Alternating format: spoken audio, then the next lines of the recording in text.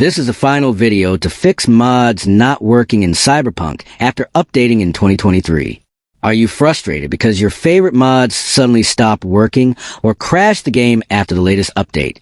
This usually happens because game updates change core files, mod loaders become incompatible, or outdated mods no longer match the game's new version. Many solutions online are long, confusing, and hard to follow, asking you to edit game files, reinstall the game, or use complicated scripts that can break your install even more. But today on Rexist, I'll show you a secret easy trick that fixes this problem quickly and safely in just a few simple steps. First, we'll check and update your mod loader so it matches the new game version. Then replace outdated mods with compatible versions designed for the 2023 update. And finally adjust load order in game settings so the mods load properly without errors. This method works on almost all mod setups, keeps your game and save files safe, and doesn't require advanced technical knowledge.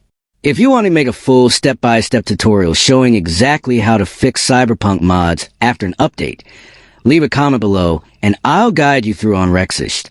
Try this trick today and get your mods working again so you can enjoy Cyberpunk with all your favorite enhancements without crashes or conflicts.